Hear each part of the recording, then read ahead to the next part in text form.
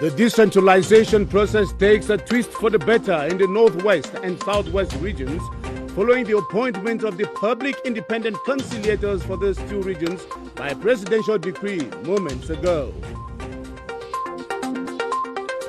Artisanal mining generating wealth but ravaging lives and environment in the east region of the country, with the state making last-ditch efforts to rescue the sector from imminent spoliation. The former moderator of the PCC, Nyasako Niku, begins his trip home with a touching and emotional coffining and homage ceremony in Boya today. Those are our lead stories. Hello and thanks for joining us. I am Ben Menopufong and this is the 7:30 News.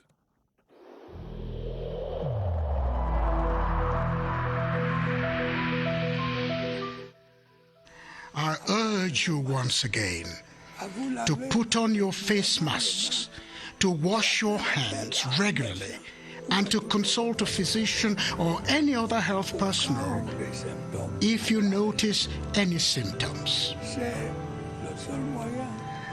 This is the only way to save lives and to curb the spread of the virus.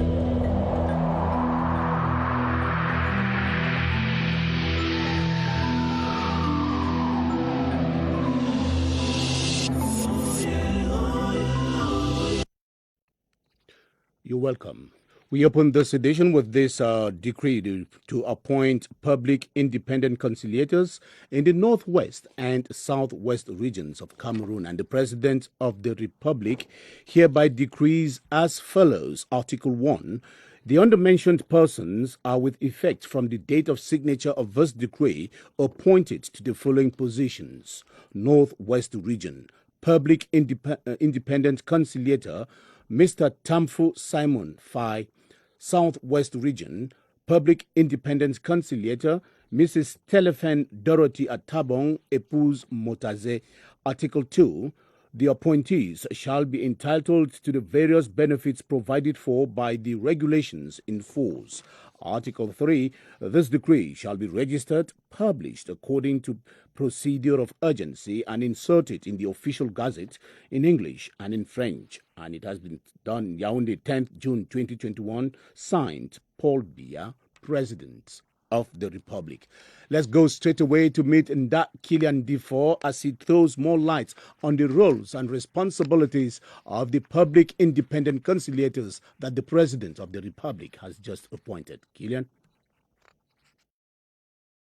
Mr. Tamfu Simon Fai, the Public Independent Conciliator of the Northwest Region, and Madame Terelen Dorothy Atabong Motaze, his counterpart in the Southwest Region, according to Section 367 Sub 2 of the General Code of Regional and Local Authorities, are highly experienced personalities with reputed integrity and objectivity. And in keeping with Section 367 Sub 3 of the same law, their missions are well spelled out, examining and amicably settling disputes between users, regional and council administrations, defending and protecting rights and freedoms with regard to the relationship between citizens and the region or the council, designing and implementing measures to prevent and combat direct or indirect discrimination that may affect users of regional and council services, ensure that persons serving in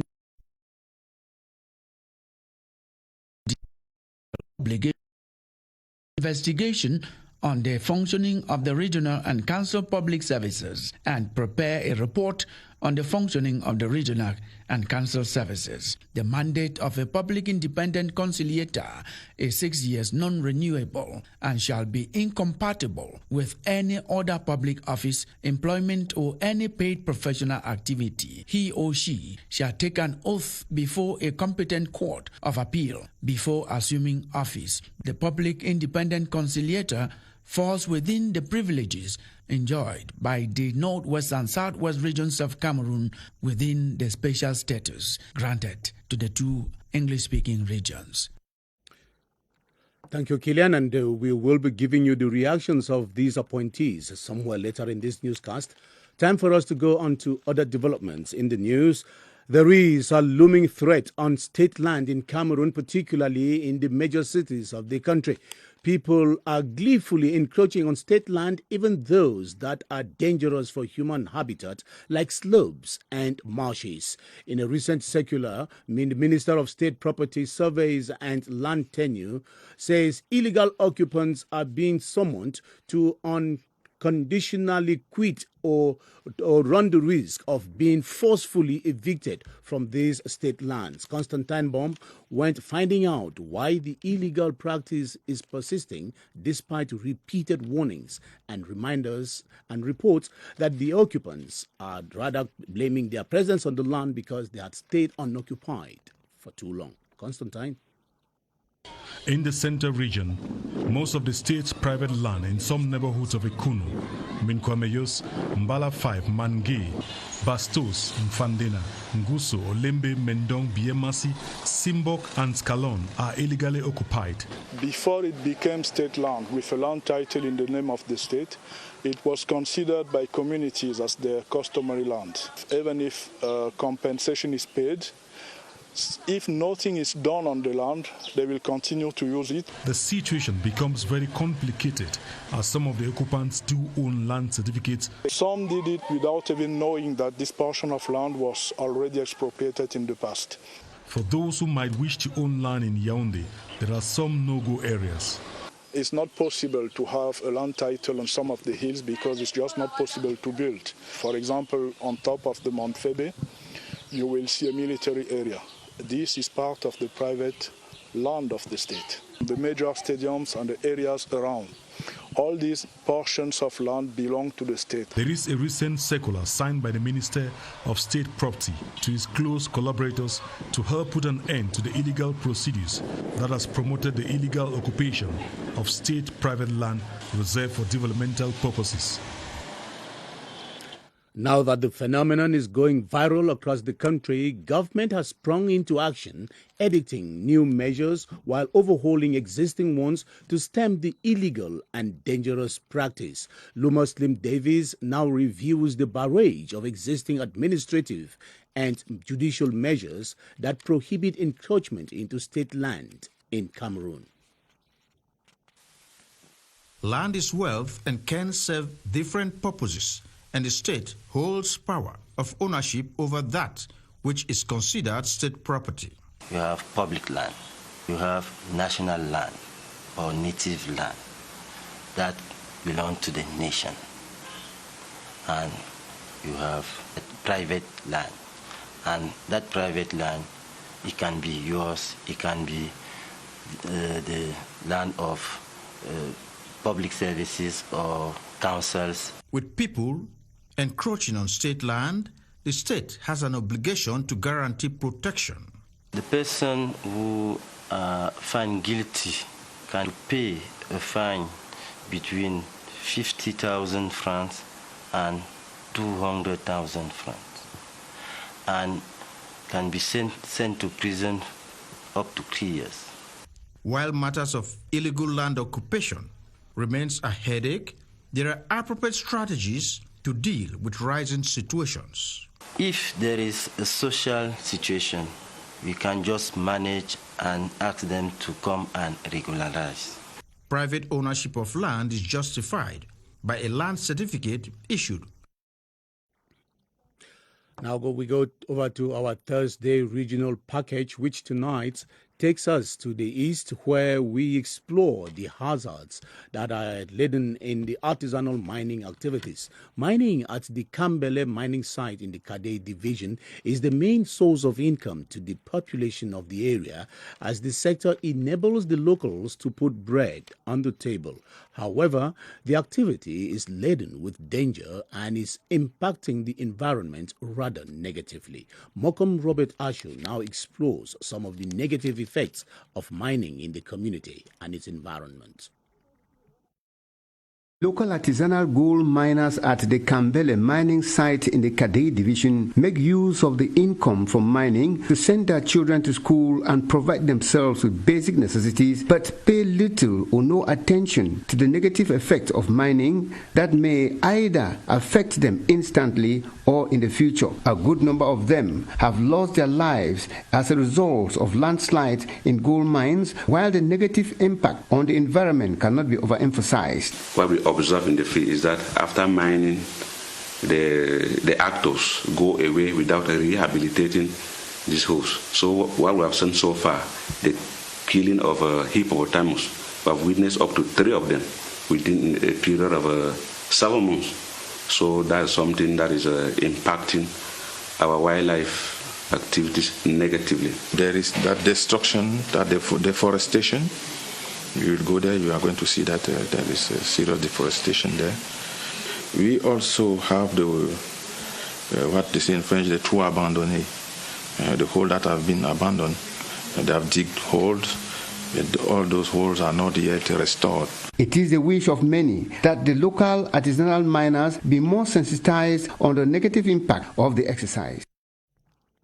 Despite its nefarious effects, the mining sector in the East region is one of the sectors of activity that contributes greatly to the government's coffers through taxes and other dues paid by foreign companies as well as local artisanal miners. From the construction of schools, hospitals and road infrastructure, the social benefits of gold mining in the East are simply massive. As you now tell us, Tala LT. If the East region was to count its blessings, gold would certainly fall after its million hectares of rich equatorial rainforest reserves. Gold mining is carried out on a large scale in 2 out of the 4 divisions of the region. The presence of huge gold deposits has attracted many foreign companies who today contribute to government coffers through taxes. Before the state issues a mining license, the individual or company has some financial responsibilities to fulfill at the Ministry of Finance in the form of taxes and other levies. The mad rush for gold has also attracted thousands of individuals around the country who today carry out business activities in gold-rich towns like Kambele, Kolomin, Betare Oya, Ngura and Garabulai. We have many of them now who are leaders. They are no longer employees, they are leaders, they have the company, and they are having more benefit from what they are doing. Gold mining has also led to the development of some road network within these areas. Schools, hospitals and boreholes have also been constructed in some localities as part of these foreign companies' corporate responsibilities. Prime Minister Joseph John Goodtay has challenged members of government to scale up sensitization on the COVID-19 vaccination in order to boost adherence in Cameroonians. The PM was speaking as he chaired an inter-ministerial committee to monitor and evaluate the government's COVID-19 response strategy. Christian Che Atam reports that the session confirmed the steady decline in COVID-19 infection while underscoring the need to adopt a more aggressive approach towards vaccination. Christian? This session of the Interministerial Committee confirmed the steady drop in COVID-19 infection in Cameroon, which started since the 24th of February. Just 152 patients are in hospital in the country today, with 23 under oxygen. For several weeks now, there is a decrease in the number of cases and deaths. For this week, for example, have just 8 deaths. The committee deliberated on measures proposed during the restraint meeting organized on Wednesday to scale up vaccination against COVID-19 in Cameroon. Members have opted for an increase in education and information to convince Cameroonians on the importance of vaccination. Prime Minister, head of government, has instructed us to boost effectively the vaccination. We are going to have mobile staff who is going to everywhere and vaccinate our population. Although more extreme measures, such as the presentation of a COVID-19 vaccination card before traveling or having access to public structures, seem to have been shoved aside, the government does not exclude their use in the future if the need arises. Senate President Marcel Nyat-Njifenge today held talks with the Kuwaiti ambassador to Cameroon, Abdulaziz Ablisha Mujame. The Kuwaiti diplomat came to introduce himself to the Senate President and to explore ways of reinforcing cooperation between Cameroon and Kuwait. Senate correspondent Charles Anyangwe reports. Upon his arrival at the Yaoundé Conference Center this Thursday, the new Kuwaiti ambassador to Cameroon, His Excellency Abdulaziz Ablisha Mujam, received military honors before he was ushered into the cabinet of Senate President Marcel Nyat-Njifenge. Senate President and the Kuwaiti diplomat who came to introduce himself centered their discussions on a number of issues. We talked about, the relation between both countries and also the opportunity in the future. Ambassador Abdulaziz Ablisha used the audience to explore ways of reinforcing cooperation ties between their two countries. Actually, we have historical relations. We have the Kuwait Fund since 1977 in Cameroon, and we have like 8 projects. One of them part of the road between Yaoundé and Douala. The Kuwaiti ambassador left the Yaoundé Conference Center with the wish to see relations between Kuwait and Cameroon grow from strength to strength. The Chairman's Conference of the National Assembly today deemed 4 bills tabled by government admissible and dropped them for debate at a plenary sitting chaired by House Speaker Kavai Yegejibril. 4 bills relating to amendments on the 2020 finance law, partnership agreements between Cameroon, the United Kingdom and the Swiss Federal Council, and principles governing access to genetic resources. Esther Kmer flipped through the 4 bills for the 7:30 News. Legislative action gets into full swing at the lawmaking institution. The Chairman's Conference, constituting bureau members and committee chairpersons, with the Right Honourable Kavai Yegejibril at the head, consider lawful the 4 government bills. The ordinance to amend and supplement some provisions of the 2020 finance law raises the ceiling for non-concessional loans in the state budgets from 300 billion to 750 billion CFA francs. It authorizes governments to resort to issues on the international markets for an amount of 450 billion CFA francs for the partial or total redemption of the current Eurobond affected by the coronavirus. The Foreign Affairs Committee will scrutinize the stepping stone agreement towards a bilateral economic partnership agreement between Cameroon and the United Kingdom, plus a visa cooperation accord with the Swiss Federal Council. Meanwhile, the Committee on Production and Trade will question the bill that governs access to genetic resources. This will ensure that they are a lever of development, with the financial benefits arising from their utilization fairly and equitably distributed in line with the Nagoya Protocol. And you're watching the 7:30 News on the Cameroon Radio Television, the CRTV. We are beaming live from Yaoundé. Central African refugees who fled to the east region of Cameroon following post-election violence in their country in December last year have received a relief package from the President of the Republic of Cameroon. The gifts were handed to them today in Garoua Bulai by Territorial Administration Minister Paul Atanganje, who used the event to underscore the humanitarian penchant of the President of the Republic. Ebenezer Kanga is with the minister in Garoua Bulai. According to officials of the United Nations High Commissioner for Refugees, some 6,000 new refugees from the Central African Republic entered into the east region of Cameroon following the violence that erupted after the presidential election organized in the neighboring country in December 2020.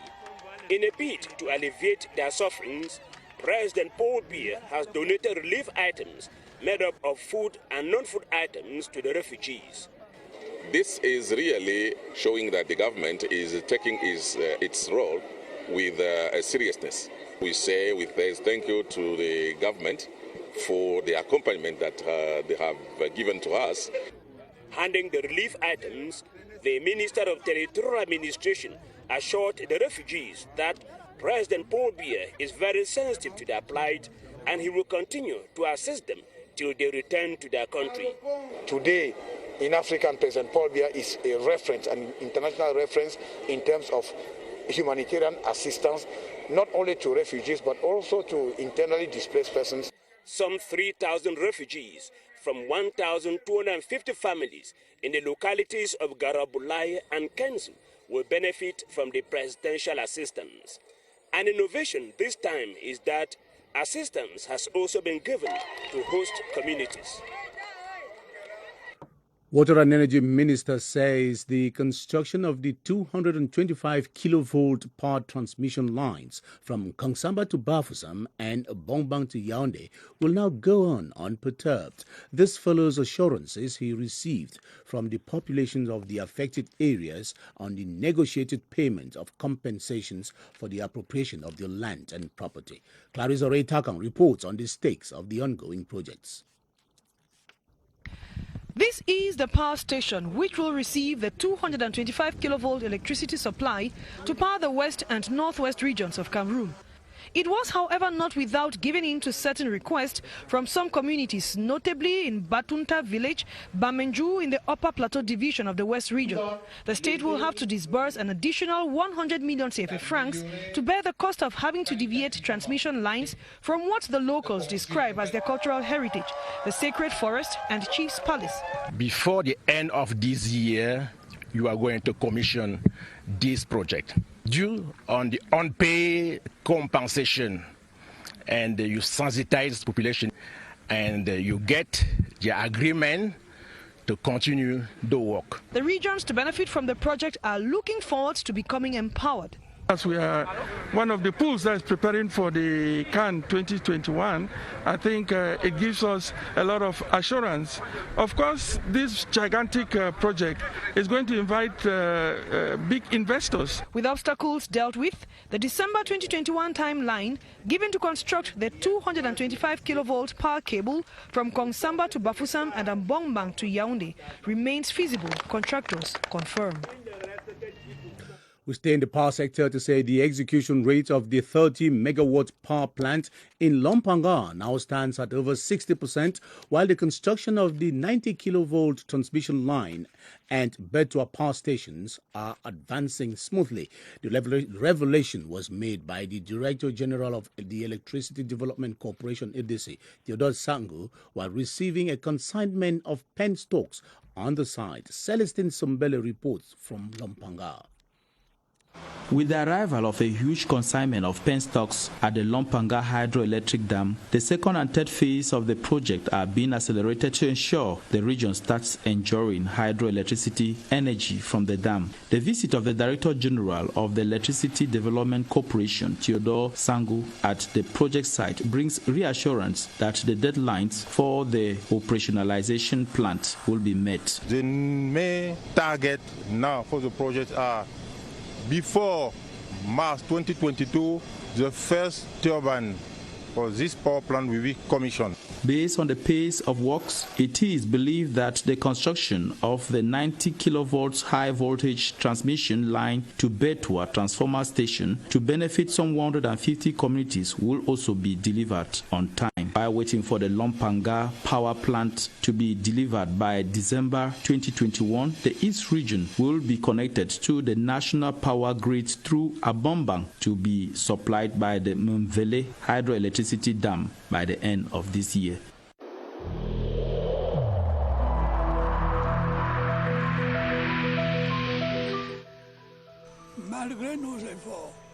Despite our efforts, COVID-19 plunged many families into mourning and seriously hampered the functioning of our economy and society.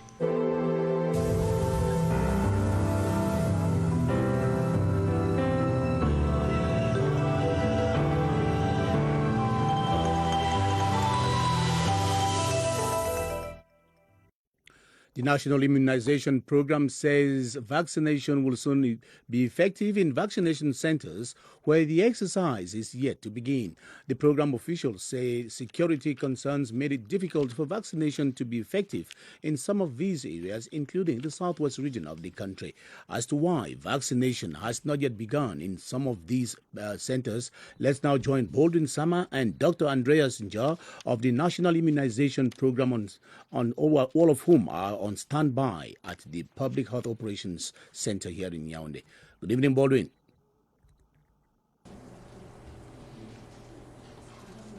Good evening to you, Ben. Perform over 1 month into the ongoing vaccination exercise in the 10 different regions of the country. The wish by the National Immunization Program will have been to see vaccination ongoing in all the health districts, but why has it not begun so far in some of these health districts? Let's find out from Dr. Andreas Njo, who is the Deputy Permanent Secretary of the National Immunization Program. Good evening to you, Doctor. Good evening, Baldwin. Why has vaccination not begun in some of these health districts in Cameroon? Yes, so far I think it's worth noting that vaccination has begun all over the 10 regions, but for the fact that we have, as of today, 11 health districts, one has begun, one more has begun. So these 11, majority are in the southwest region, and I think there the challenge was security constraint, and so every measure is being put in place to ensure that vaccination begins in this site. We have other sites, one site in Adamawa and the other in Extreme in the far north, and they are basically due to some logistic constraint, but measures have been taken. We think in the next few days ahead, every district in Cameroon will effectively begin COVID-19 vaccination. Does that explain the low of vaccination rate so far in the southwest region, because the region happens to be the last on the ranking as far as vaccination is concerned? Yes, of course. That partly explains because in the southwest, as of yesterday, up to 8 health districts had not started vaccination against COVID-19. So we are really calling on the population. Vaccination against COVID is the key for us to manage this disease in our context and stay healthy. So if vaccination can fully begin in every health district, then we are surely going to be stronger and safer.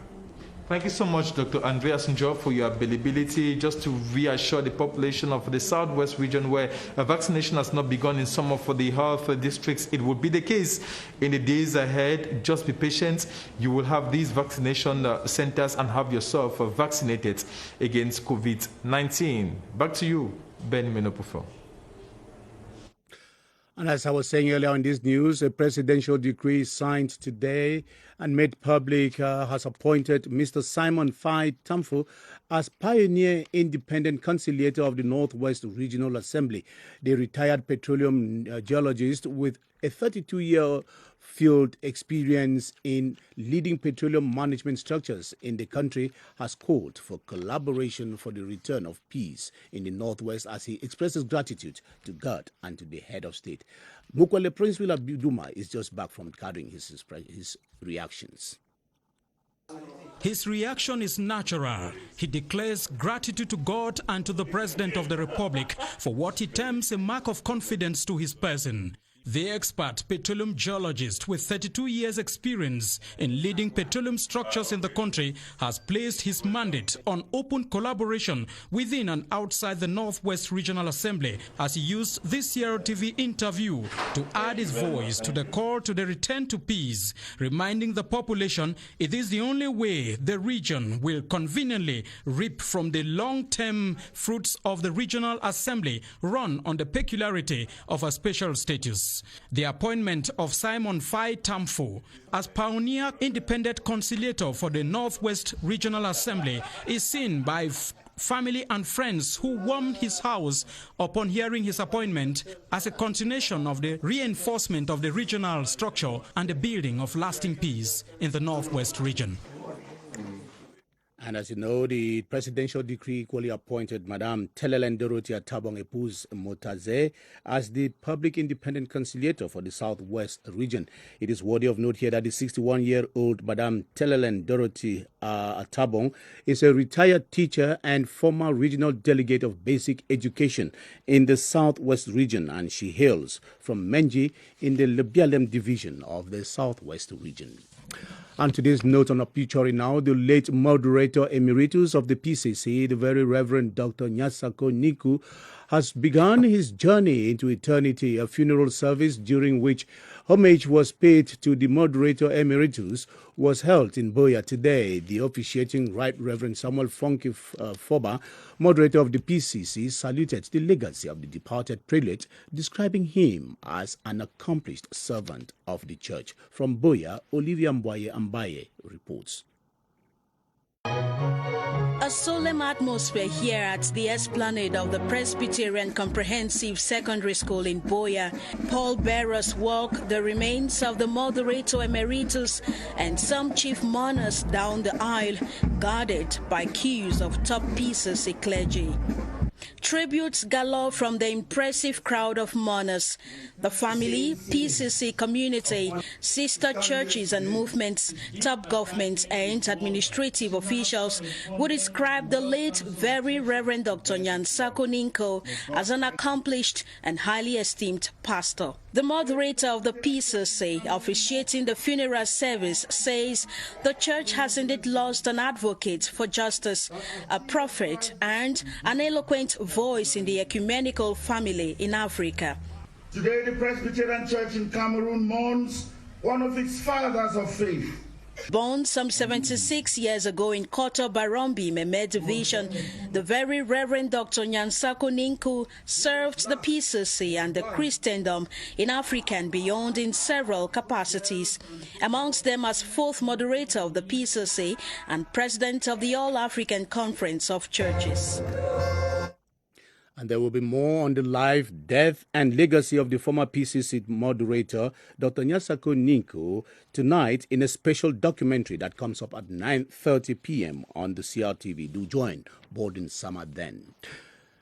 Hundreds of mourners turned out today at the PCC Basters to pay their last tribute to one-time Secretary of State in the then Ministry of National Education, Enyi Paul Atogo, who died in early May this year. The corpse of the college of pastors who led the service described the late Minister Atogo as a devoted statesman who served the nation with diligence. Eve Fomuso reports. Wounds tears alone can't heal. Mourners console each other in a somber embrace as they sat in clusters surrounding the lifeless body of Honorable Paul Atogo Enyi. Our father, our teacher, our philosopher, a great man who led us in many ways. In number mood, his remains left for PC Bastos. Here his portrait fixed a paternal gaze as a steady stream of mourners packed the Bloomfield Church, amongst them top government officials.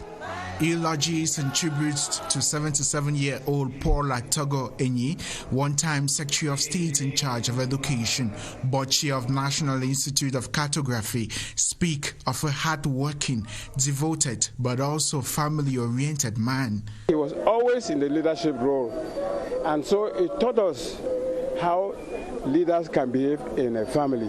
We're really going to miss him. In the heart of a nation, his name will remain. Memories fresh as the first beam glittering on a sail. The country bids him good night at the dying of his light. We'll leave it there for tonight and for the week. Do join us again on Monday. I've been Ben Menopufong. Thank you all for watching.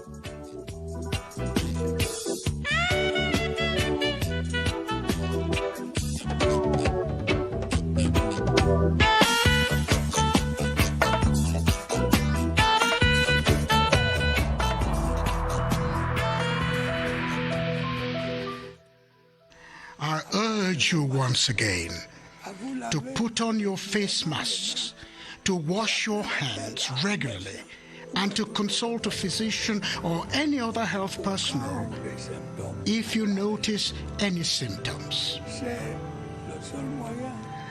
This is the only way to save lives and to curb the spread of the virus.